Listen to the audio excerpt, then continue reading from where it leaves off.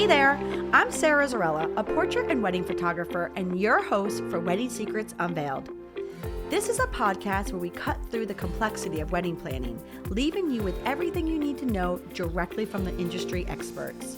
If you want to simplify your wedding planning while having fun, of course, you came to the right place. Join me while I guide you through your planning, starting from your engagement to your big day when you say, I do.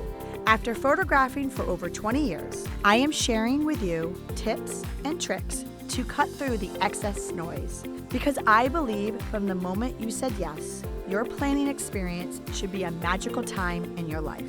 Here you'll find episodes that are fun, stress-free, and straight to the point with a fresh, honest take on the reality of what you really need to know about planning your perfect day. Let's dive in. Welcome back to Wedding Secrets Unveiled podcast, friends. I'm your host, Sarah Zarella, and today I am joined with Kara. She is the owner and founder of Charcuterie and Dessert Kreations. So, have you thought about what you are going to feed your guests at your next celebration? If you are thinking about the on-trend custom grazing stations or a dessert cart or even an avocado toast cart or a cannoli cart, this is the podcast episode for you. If you want to elevate your guest experience with what they eat, bite by bite, this is the podcast episode for you. Sit back, relax, and enjoy. Well, welcome back to Wedding Secrets Unveiled podcast, friends. Hello. Hi. Hello. Hi. How are you? I'm good. How are you? Good. I am excited to tell everybody who you are. Thank you. I'm excited. Thank you Yes. for having me. You are so welcome. Well, we'll get right into it. For our viewers and listeners, who you are, what do you do, and who do you serve? So my name is Kara. I am the owner of Charcuterie and Dessert Kreations. I'm based out of Rhode Island, and primarily I service charcuterie, grazing stations, cups, boxes. I also have a food cart and a dessert cart, so I mostly do charcuterie in the cart, cannolis, gelato, sorbet, and just launched an avocado toast cart. So I come on site to your venue or your residence or wherever your location is, and I set up and provide that experience. So yeah, that's the business in a nutshell. I love it. Yep. And for our listeners and viewers, which by the way, you can now view us on YouTube for our listeners and obviously any streaming podcast app. But anyway, with that said, for our viewers and listeners, a backstory. I would love to tell people how we met. It's not our first time seeing each other here. No. So I started the business primarily in 2023. And like any other excited business owner, I did all the fun stuff first. I did the website and I made an Instagram page. And one thing that was really important to me, even though I'm pretty shy in front of the camera, I wanted people to see who was prepping their food and who they'd be working with. So I did some research and I was like, I need a headshot. I need a photo of myself. And I ended up finding Sarah, and Sarah was lovely to work with. She even like had me in her kitchen because I needed kind of like that to, just to show clients kind of the style and the essence of what the brand is. And that was the look and feel of what the brand was. And honestly, it was amazing to just have that experience, because for me, it's important to show clients or prospective clients who's prepping their food and who they're working with essentially. So primarily started it, like I said, in 2023 and really haven't looked back ever since, and went all in full time in late 2024. So this is now my full-time job. Yeah. And it's time to update your pictures. Maybe. Yeah. Oh no, you can't say maybe. No. Yeah. I definitely think I'm due, but it was definitely a great experience for me because that's what started my brand. I put it on my website, and now I show up to clients' houses and they're like, oh, I've seen you wear those glasses. So it's more important than business owners think. So I started the business in late 2023 after I lost my mom. And so I'm a business owner going through grief, and maybe I'll touch on that today, but it's really important for me. And not to interrupt you, but your mom really wanted you to take this path. Yes, she Yes. did. She did. She always had mentioned that. And for me, it was this type of business is very creative. There's a lot of creativity to it, I think more so than people realize.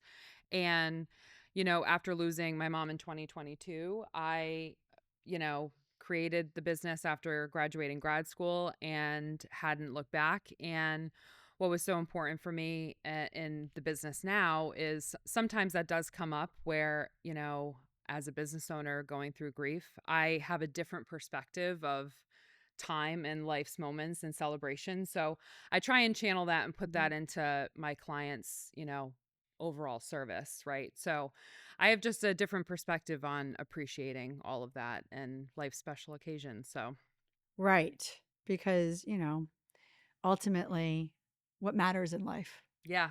Yeah. It sounds cliche. It sounds like it should probably be on a t-shirt, but it it really does put things into perspective. So when I'm working with clients or I'm working with a bride and her mom, it definitely can put things into perspective how important their occasion is and how important their special event is. And I try and put that into perspective when I'm working with them so closely. So, yeah, so that's a little bit about me. So, but more about you, Mhm. you've expanded your business. I have. So, Yes. I mean, obviously, I know where you started, Mhm. right? Was the charcuterie and Yep. all that yummy stuff. Mhm. And so, why don't we, before we kind of get into what we want to talk about, why don't you take our listeners and our viewers a little bit into like the three stages of your business? Well, four actually, I want to say, right? It's like There's so four, many. but like if you could Yeah. just briefly touch Yeah. upon like the like a brief like the crudité and then your mobile like Mhm. car, like just kind of touch upon that and then Yeah. we can kind of get into our topics. Yeah, so when I first started, I really thought it was just going to be, "Hey, I need a charcuterie board Mm. for, like, next month." And I would just, make it and then, bring it to them. But it had really grown from there. When I had jumped in full time, just all in, I started really seeing a vast change, and that was getting more into the wedding space. Being a relatively recent bride, I had a great admiration for weddings and working with vendors as a client. But now, as a wedding vendor, it's totally different and a completely different perspective. So I naturally gravitated towards that area of industry, if you will. And so I had started with charcuterie, and that meant like boards, maybe some stations, but then it just kept growing and growing from there. So primarily I do charcuterie, boards, grazing stations, displays, and then as I transition to more of the cart, that gets into a little bit more of desserts. For stations also I do dessert, but primarily for the cart, it's cannolis, gelato, avocado toast, like I mentioned. So there's different What made you aspects do of the the cart. avocado, by the way? I know. Well, I'm I just so know it's curious. well, one thing about that's really important about my business is I try and be very different and unique. Mm-hmm. I try as best I can not to duplicate. I know there's plenty of business for everyone, and that is very important, but I think for me being in the specialty catering space, I wanted something a little bit unique. And obviously, I'm not just a wedding vendor. I also service different clients, whether it's corporate, whether it's like Pilates studios or private clients. So for me, it was a no brainer because it breaks up the day. Because weddings are, as you know, late nights, early mornings, and it helps me kind of really just service more in the earlier part of the day or during the week. So it was something unique, and obviously I think what's most important about my style of business is it's about the experience. So people come up, it's very interactive. They look at the cart, they look at the offerings, and obviously everyone takes photos when they get handed Yeah. their toast and all this other stuff. But so it's really more about the experience. So yeah, it just felt like a no-brainer, something different. I mean, it works because Yeah, your food is interactive. I mean, that's the very. whole point of what you do, Yeah. is it to look pretty, Mhm. right? But also Yeah. interactive. And we'll talk a little bit more about that later in the Mhm. show. And then the next portion was the desserts, right? Mhm. Yeah.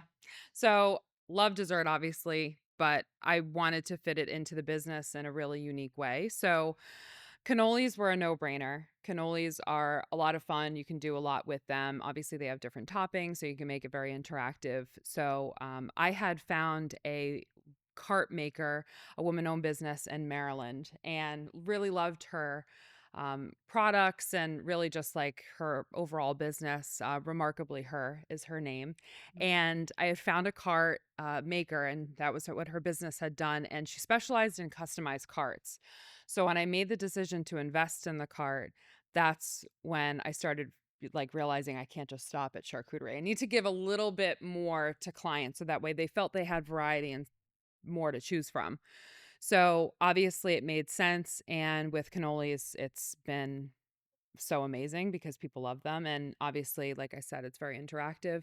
So what I do is at the cart, I have to service from the cart. So that's important to note. The cart has to be serviced. I can't just like rent the cart to you. So I'm actually standing there, servicing your guests, and then I'm piping freshly on site. They choose their toppings.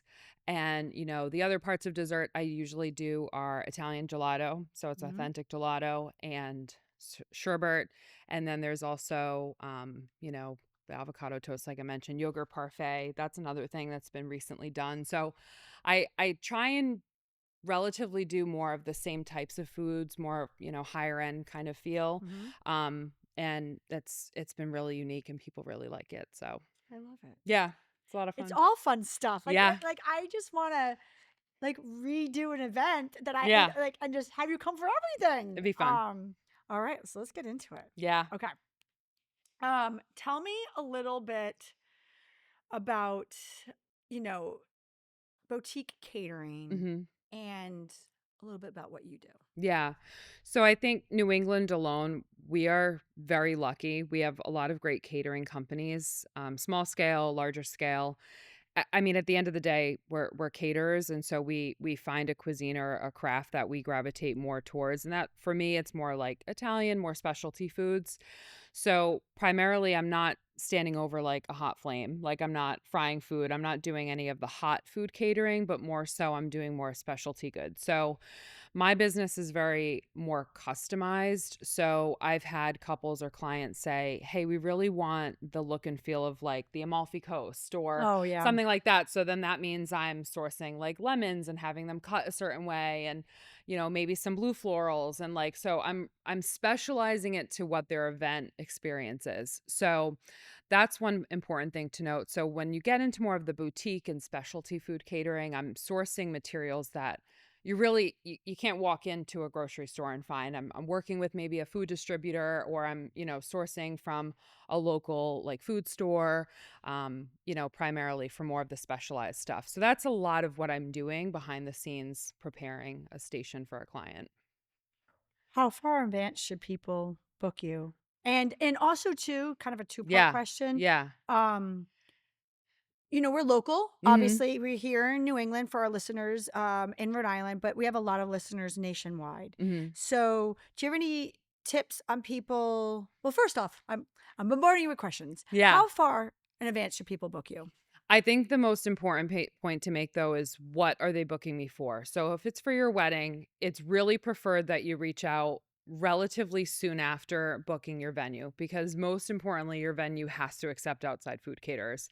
I've had Oh, some really unfortunate conversations when it's been the opposite, and I'm honored that they want to book me so fast, but that okay. So just yeah, that's a little bit of a tip for our so listeners. important. Yeah. Yes, you are right. Yeah. You have to make sure that your venue or Mhm. your space allows outside catering. Yeah, Yes. because I'm not obviously using their kitchen and I have my own commercial kitchen that I rent from and utilize and store my products and prep my products, but it's up to the discretion of the venue or the location if they can accept us and whatever their decision is, it's their decision, but I've unfortunately had couples come to me and say, "Hey, this is our venue coordinator. Can you, touch base with Yeah. them?" And I'll do so. And they're like, "We can't work with you." So that means I go back to the client and say, "Here's what's happening." But I work with them and say, "All right, well, when's your bridal shower?" Mhm. Like we may have to pivot really super last minute, and that's not preferred. So if it's for a wedding, I would definitely recommend it's after sourcing your venue and locking that down as far as a date and what that looks like. And, as far as a timeline goes, probably within like 6 to 12 months would be kind of more of the sweet spot for a wedding. If it's more for like a bridal shower or maybe an engagement party, maybe something like less scale, like more a little bit scaled back, I would say within like 3 to 6 months.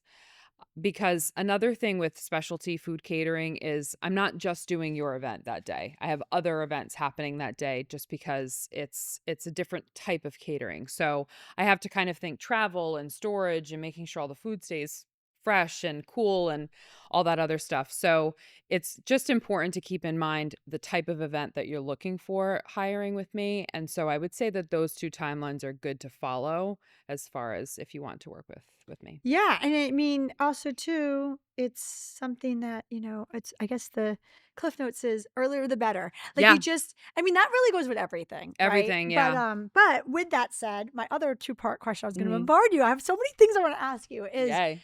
um obviously because you're dealing with food, you really can only service local. Yeah, yeah. But we were talking before we were taping the show is that you do work with people all over the nation. I do, yeah. So, I have clients that have reached out because we're neighboring Newport.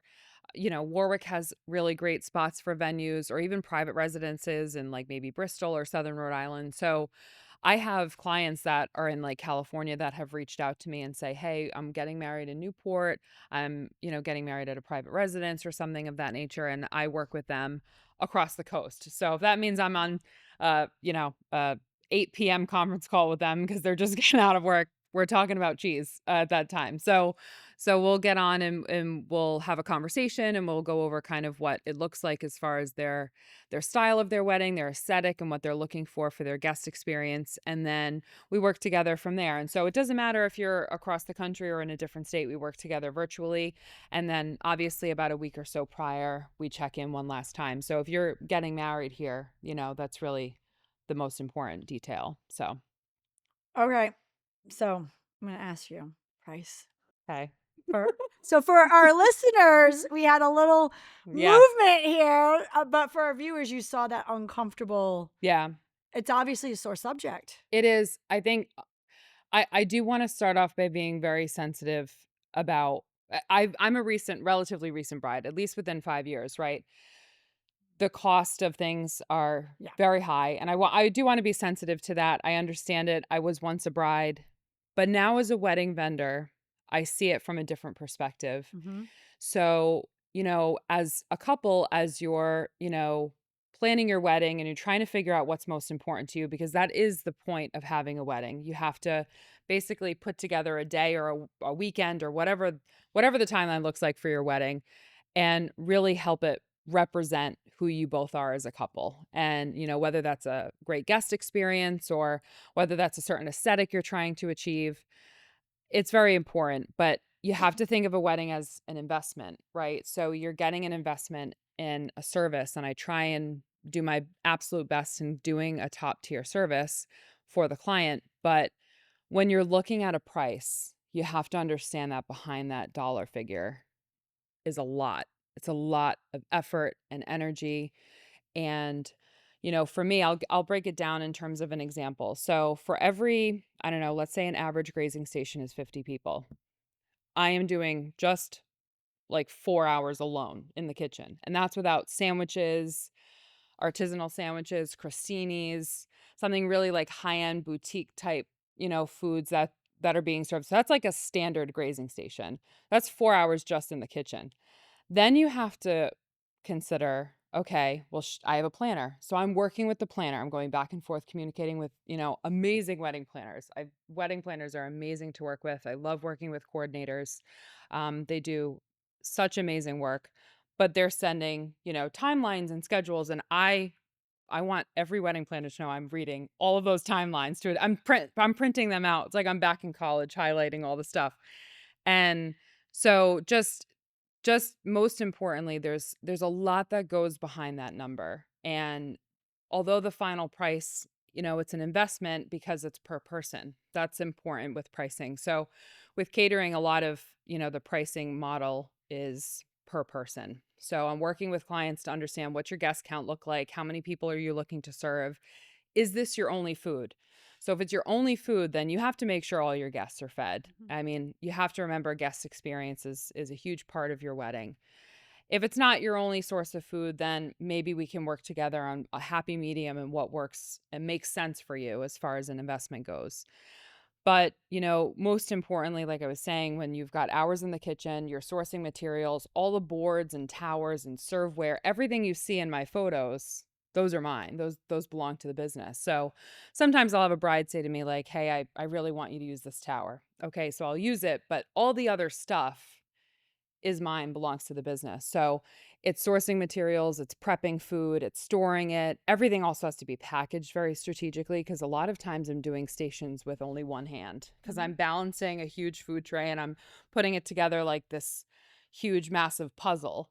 So, just pricing, although a sensitive topic, you have to recognize there's a lot that goes behind that number and how it's set. So, Yeah. what are we looking at for pricing? I mean, So, obviously you cannot like on the yeah. spot Yeah. price, but like obviously for our listeners, I mean, I think you gave Mhm. them a really good small inside take of a larger picture that Yeah. it's not like this just shows up. And Yeah. also too, showing up, you don't just drop it off. A lot of your stuff is interactive. There's Yeah. displays, there's a lot. So, I guess why don't we do this? Why don't we take a quick break and when we get back, Yeah. we should talk a little bit about pricing. Like, I don't want people sticker shocked when they call you, but Yeah. at the same time, I don't want people not to call you. Yeah. I think that's the whole point of a podcast. Let's Yeah. break it down. Let's educate our listeners. Let's talk a little bit about after the break, a little bit about pricing, like actually what things are priced at, Yeah. right? And then I would love to talk about some great ideas and trends that you're seeing. And I Mhm. want for our listeners who listen to us and watch us all the way till the end, I want people to hear about some stuff you're working on and maybe that you Okay. can give them some good inspo. Okay. All right. Sounds Awesome. good. I appreciate you being here. And hey, if you like what you're hearing, I encourage you to check out our website at sarahzarella.com. And don't forget, you can actually subscribe to this podcast wherever you're listening so you never miss an episode. And I would so appreciate if you left a fabulous review on Apple Podcast. Even better, share it with a friend. It's a great way to show your support. And now, let's get back to the episode. Well, welcome back to Wedding Secrets Unveiled podcast, friends. Before the break, we were really kind of just talking about your empire, how you Yeah. started and where you are at. And Mhm. you really are, it's just kind of, it's amazing. I love it because Thank you. literally I saw you from like the infant, like of your business and The look at you, start. girl. And Yeah. I feel like this is adolescence. You have so much more.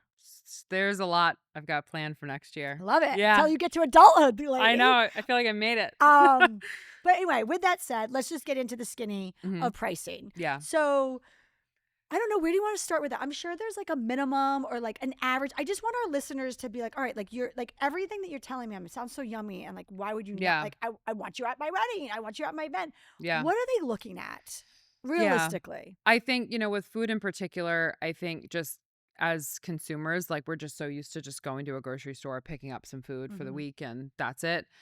But when you're looking at catering, and specifically, I only want to speak to my industry sector because that's where I'm most comfortable. But, specialty food catering, there's a lot that goes into it because we're sourcing really high quality materials, all the jams, all the really high quality stuff like that.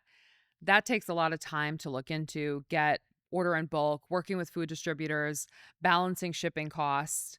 All the things that you see in all of my images, like that's a level of investment that I have to take for the business. So all of that's accounted for in the pricing.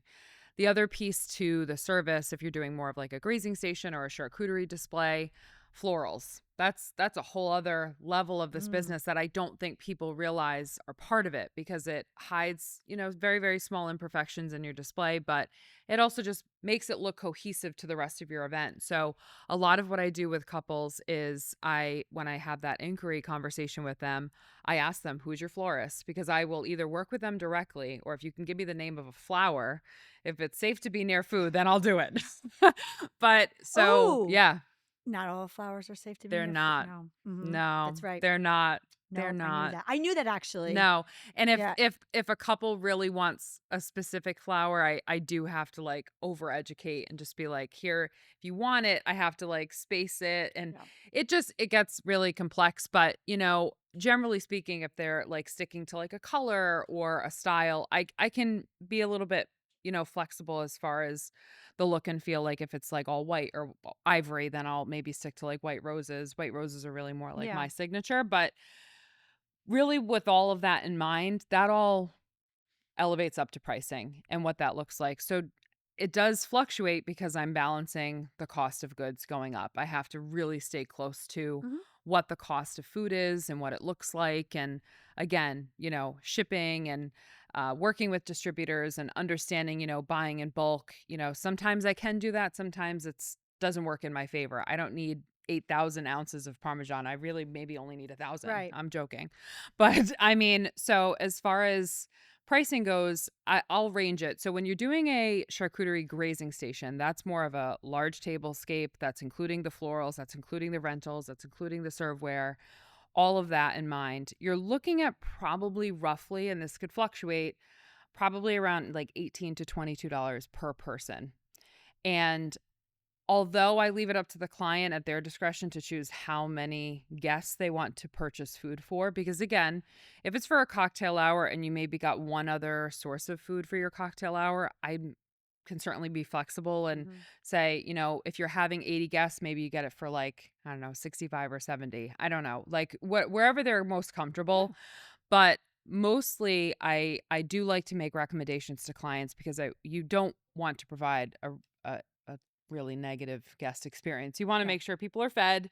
Sometimes, if you need to feed your vendors, obviously that's most important, right? So like, along with your guests. So I think, pricing, ranging it could be anywhere from 18 to 22 for just like an actual large grazing station. Then there's smaller scale things such as like boards, cups, boxes. Not so much for weddings, but boards sometimes for weddings. People like to do just like a couple of boards if it's more of like an intimate style wedding. That's possible. The other thing I do for weddings particularly is getting ready graze. So yeah, Yes. so you don't need to like, order out. I would essentially come to you and I do like an actual graze where there's like breakfast or brunch type foods What are you laid looking out. at for start like entry level graze tables? I would say most of them start at like 400, Mhm. 500. And again, And how many that's people does that roughly serve? the starting is around 15 people. Yep. Yeah, it's usually about a 15 to 20 person minimum because it covers all your bases. It's large enough to feed that many people.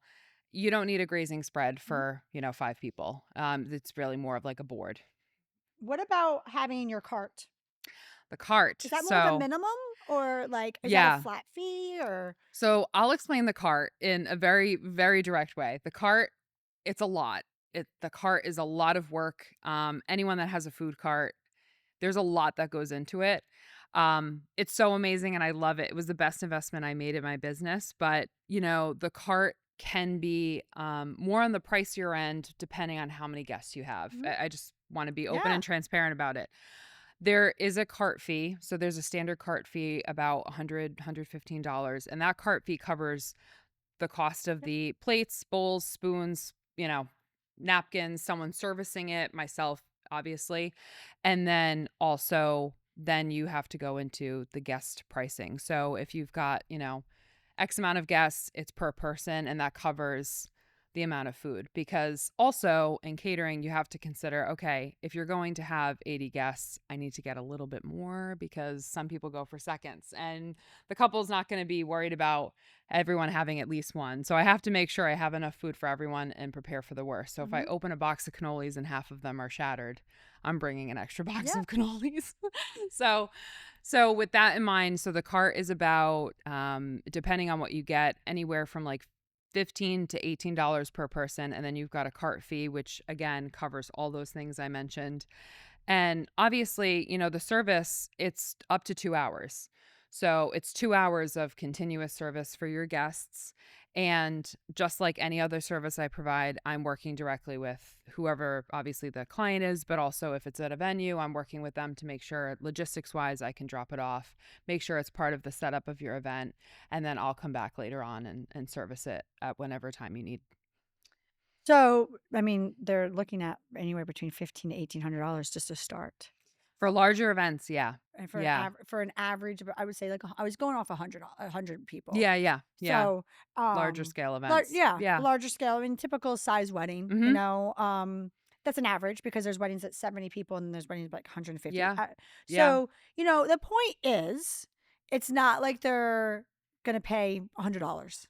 It's No, there's a labor of love, but there what you're is. getting is some interaction. Yeah. It's a wow effect. It's not just putting a platter out. No. There's a wow effect. I mean, you talked about florals and display pieces and carts and it's elevating. Yeah. It's an experience It's an so I experience for your guess guests. you're feeding your guests, but then there's an experience. Right. So let's talk about that experience. Okay. I would love to get the skinny on like some trends and ideas you're seeing. Mm-hmm. You're okay. Ready? What's your favorite thing you've done? What do you want to do more of? And what did you do? You're like, I thought that was a good idea, but like execution wise, it's Yeah. just it fell flat. Yeah. Well, I absolutely love cannolis. I love cannolis. Fair. Just a dessert that's very interactive. People love it and it provides a great experience. It's a great late night option if Love you're it. looking for something like that. So, the cart overall, I mean, in totality was the best thing I had ever done because although grazing stations are great, I'm really only limited to certain foods, charcuterie, artisanal sandwiches, crostinis, bruschetta, like all that stuff. That's really more of like for the displays. But the cart provides that extra level of experience that people love. For something that I've done that I probably wouldn't do again, I need to think about this. I need to think about this because I Oh want to be boy, here we sensitive. go. I I will say Choose your words there's wisely. definitely when I first started, Just kidding. pricing was much different, I will say, and I didn't have person minimums. So that was something I learned very, very early Yeah, on. but that's with every business. You And have I your think that's growing with every business pains. because you really want to get yourself out there and you want to work with clients. And for me, I wasn't having minimums on Yeah. stations. And one thing I've seen in the wedding industry in particular is I've had couples reach out and they'll say, "Hey, we really want to have this like really long like tablescape and Hmm. have it be massive, like 16 feet." Okay, great. How many guests? Oh yeah, it's going to be about like 50 guests. It then that there's a disconnect there because that is too much food, right? So Oh, I I had see where you're going. You're yeah. going with the execution display versus Mm, the actual intake. yeah. And it could So go both ways, yeah, right? Like you could have a ton of people and then they just have this small right, display and right. then or versus this large display Yeah. and then not a lot enough people. So it's Yeah. like so you're trying to say like the disconnect of what's being presented versus how many people are actually eating and consuming. Yeah, that was something that I quickly regretted. Yeah, And fair. I don't regret it in terms of like working with people. There's a lot of times where I've walked away from an event and I'm like there was Yeah. a lot put into that. Yeah. And for the type of experience they wanted to portray, I just feel like there was a lot put into it and it didn't really line up to what my goals were, but obviously it was what the client had wanted. So reason being, I had quickly changed my structure of pricing and have made it really easy for clients to reach out and say, here's what I'd like. Here's the amount of people roughly. Here's kind of the style and aesthetic we want to go with. And that helps me kind of gauge what I need to basically execute for them. The other thing I have put in terms of like pricing is guiding them on like the surface. So they're the ones providing the surface or their venue is providing the surface. So whether it's a wedding at a private estate and I'm using the very large kitchen island or I'm using, a table that's provided by your venue, I have to know how big that table is. Mm-hmm. I can't just walk in and like it's a guessing game. Right. Like I need to understand, I need a picture of that table. I need a link. Send me the link to that table on Amazon. So I need to understand kind of what I'm working What with. you're And working that was with. something that I did not do. And I know it might seem kind of silly to some, but it is very important. So when I'm having a conversation with a client initially, I'm talking to them about what's your whole day look like? What's the venue? Is it in a room? Is it outside? Is it under a tent? What's the table look like? What's the size of the table? And then if they tell me how many guests they're expecting, I can guide them in terms of that's too big of a surface or that's too small. So that's part of the working relationship I have with them in the beginning. Yeah, I mean, like even for our listeners, a perfect example is you came. This is when you were first starting out, but Mm. like you came to my daughter's birthday party, and we decided like individual little Oh, cups. cups Yep. because we were at the beach, right? Yeah. And but the I'm just actually thinking as you're talking, yeah, I said with an island, but we never talked about how big that island No. was, right? How big, how small. Like, so when you're Yeah. walking into a space, there's like all these small things that you're like, ooh, note to self. Like, I need Yeah. to, no, like, it all was fine. I mean, there's Yeah. just, but No. imagine that on a larger scale, And right? I've walked into situations like that where Like, I you don't might think not about have the asked. logistic sense, but then, like, Yeah, yeah, there's the because you don't wanna be on logistical. the phone, "Hey, how big's your kitchen island?" Yeah. Like, you don't wanna Yeah. be like Yeah. that Yeah. vendor. But, it does help. Like, Yeah. so I usually say, like, "How big is the surface I'm working with?" And that's where we kind of, work things out as far as the display purposes. Another thing I ask, where are your guests entering from? So, if your event is in the tent at a private estate in the backyard, that's great. Where's the rest of your food being set up? Where are they entering from? Where's the Yeah, entry because you're point? dealing with perishables. Yeah. Mhm. So I have to really think of all the things, and I have Yep. to think of like the humidity. So if the guest really, the client really wants it outside, then I have to maybe tell them, well, I need something above it, or, Right. so it's really working with them for that day and what that experience looks like. And that was something, and I know it seems kind of small to some, or kind of more of like a very specific, weird thing that I might have done in the beginning that I didn't really think of. It's definitely a lesson learned, I think, for a lot of business owners, but especially in this space, because everything is so visual and it has to be visually appealing. I have to think of the surface it's being displayed on. It's so Mhm. important. So before we get into the wrap up question, Mhm. I would love to know a little bit about like the experience. Like we talked a little bit about food and pricing and trends and ideas, but like give me the experience of what people are going to expect when they work with you. Yeah, so I think, being in such a visual capacity and having to have displays that look great and that are representative of your day, which is your wedding or your special occasion. Really, what I take most pride in is having a conversation with the client. It can't be through an Instagram DM. You can't book a wedding via Instagram. I'm sorry. Like, we're not ordering a pizza. Okay. Like, I'm sorry. And I'm all for like a quick question. I'm always open to it. But really, if you want to really discuss like your cocktail hour or a late night option, or I've had clients tell me, "You're the only food. You're the focal point of this entire event." So, there's a lot of pressure with that. So, with that, what they can expect is we have a call. It could be video or it could be over the phone, and it's really just getting an understanding of the couple, what they like. I've had a lot of great clients that are like foodies. They really appreciate food or specific types of cheeses.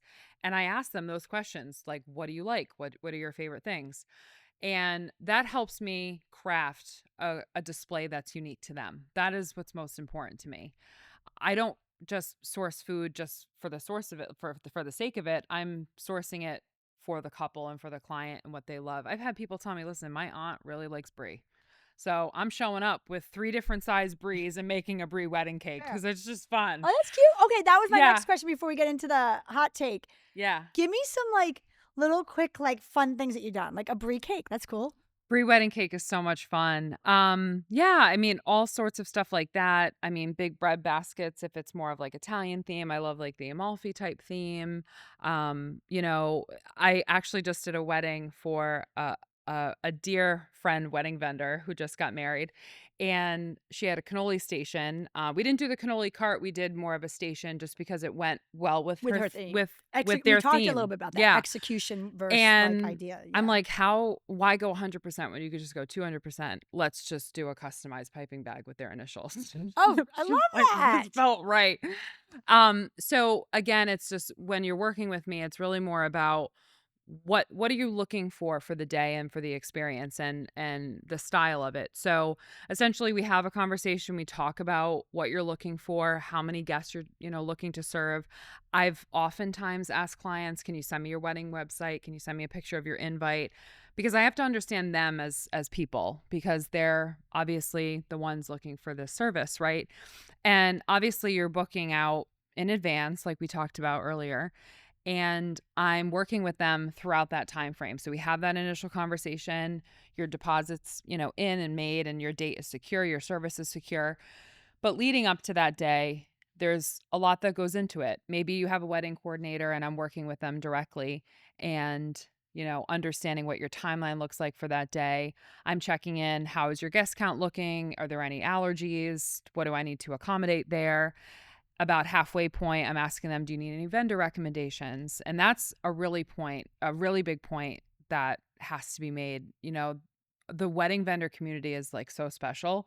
I think we all have just a great camaraderie with each other. And so in the off season, or actually in like the peak of the season, sometime we're going to like wedding vendor events and we're networking and we're creating like great connections. So I always check in with clients to see if they need wedding vendor recommendations or event vendor recommendations. And then as it gets closer to, we're checking in that one final time, seeing how everything's going, if your count has adjusted, and really if there's anything that they want to include, kind of like that final conversation, because it's really not just for wedding vendors. It's not just about the day. Mm-hmm.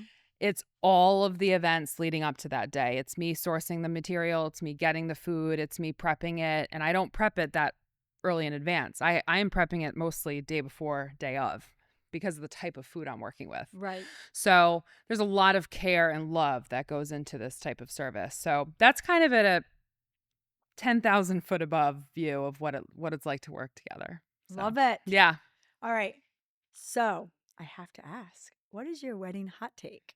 I think, again, with pricing, I think if I could be a little bit more specific around that, but wedding vendors do a great job with social media. I know for me, Instagram is a huge platform for displaying the type of work I do. It's a lot of examples of my work.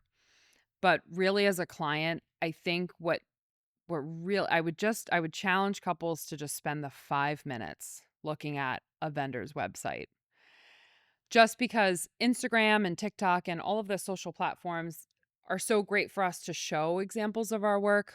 But as I mentioned earlier in the episode, first thing I did was build a website because I wanted to portray what it's like working with me or who I am as the business owner, but also the services I provide. And you just get an understanding of like the tone and just the type of, experience I'm trying to provide you and the type of service that you're going to get.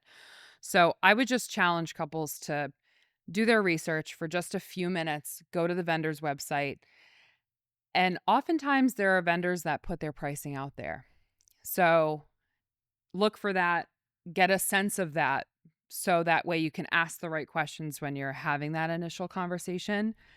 Because there are vendors that don't put pricing out there, which is it's for their own reasons. Maybe they really might have to have that conversation, and it's not just a dollar figure you can just throw out there.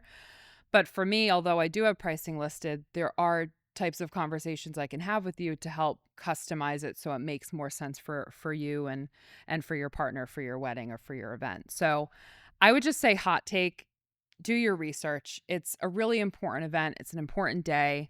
Spend a few minutes, look at their website, understand them, and work with them because you want to work with them. And you should be working with a wedding vendor that really enjoys what they do, that knows what they do. And it's so like special to me walking into an event and I like already know their makeup artist or already know like another caterer that's there or something. And I think it gives like a client a sense of ease that they're comfortable with each other. They're a team, they work together. So I think as a hot take, it's really more about don't just stop at Instagram. You have to look at the vendor as a whole. They put so much work and effort into who they are as a brand, their website, their platforms. Just, spend that few minutes looking into them. And I think it'll really change your perspective and it'll help, place emphasis on the value of their work. So, yeah. All right. Yeah. So, time for our wrap-up question. Okay. What are some key points that couples should be asking their specialty catering company to make sure that they are working with a true professional and ensure that their wedding day is just really perfect? Yeah. I would say, definitely come with questions as far as what type of display could I do? So for example, if you have a very specific niche style for your wedding, I've heard a lot of keywords out there like old money and regal and like rustic and all those sorts of things. Ask them, can they execute that? Because there are some catering companies or maybe specialty catering companies that maybe don't do such custom work, but maybe they do something a little bit more differently. And that's totally their call. So when working with a company like mine, being so customized, ask those questions. I like this on a display, or my partner and I really like this, or the style of the day is more like white and ivory and more like garden themed or something like that. So it's really more about asking the right questions as far as what is it going to look like? What is the space? What am I working with in terms of the look and the feel of it? So I think it's really more about talking to them about what the execution will look like in the final result. Definitely. And I think asking the questions around guest experience. So, for example, I mentioned, where is it going to be displayed? You can certainly lean on me as a vendor because I know and can recommend the best recommendations, but sometimes there are moments where you really have to lean in and trust your vendors, and that's okay. So I would definitely be prepared to ask questions around, what if it rains? What if it's like 90 degrees out? Like, what do we do? So asking questions about the what ifs. I don't want to seem like you have to dwell on the negative, but if you're working with that true professional, they're used to pivoting a lot. So I've showed up to a wedding venue where the back entrance is like under construction. So I've got like a 6-foot wagon of coolers, and I'm having to one by one, like unload and set up, and it's chaotic, but at the end of the day, that's why we do it. But most importantly, we have to leave room for error. So don't be afraid to ask the questions about the what ifs and the worst case scenario, because you want to feel confident in them and their service. So that, for me, I would say is a huge hot take. I would definitely ask a vendor those questions. What if something happens? Well, then I want to thank you so much for joining me on this week's episode of Wedding Yay. Secrets Unveiled. You helped our listeners become one step closer to a stress-free wedding planning process. Yes. What I'm going to do is, for everybody who's listening and viewing, I am going to have Kara's information on our podcast show notes, which you can find on our blog. Also, too, don't forget to rate and review, please. Keep this episode streaming, and you can help us with rate and review. And then for our listeners, we are on our Sarah Zarella Photography YouTube channel. Remember, Zarella is 2 R's and my name is without an H. And I will have all of your information up online, but just quickly for our viewers, let them know where they could find you. Yeah, so I'm on Instagram, Charcuterie and Dessert Creations, Facebook. I just started TikTok, so that's a journey. Girl, that's a journey. That's a journey. And then, of course, I have my website that lists, pricing and menu options, and has an inquiry form. So if you want to just chat all things cheese and dairy, I'm open to it. I love that. So yeah, all the typical platforms. So I would love to have you back on. I have another idea for us. Okay. As we're talking, we don't have time today, but for our listeners and viewers, I'm going to try to get you back on. I have an idea coming. I'll be back. I'll be back. Fair. All right. Well, thank you so much. Of course. Thank you. Thank you for listening to Wedding Secrets Unveiled. I appreciate you being here. And hey, if you enjoyed this episode, I want to tell you something. I encourage you to check out our website at sarahzarella.com. We love photographing while having fun, of course. Check out our podcast page on our website for our show notes, along with upcoming episodes with your local wedding experts. Listen in as we help you plan your epic event. And don't forget that you can actually subscribe to this podcast wherever you are listening, so you never miss an episode. I would so appreciate if you left a review for us on Apple Podcasts. Even better, share it with a friend. It's a great way to show your support, and let us know what you think. If you know any wedding experts that would like to be a guest, we have a link directly on our website where they can let us know. Thank you for listening.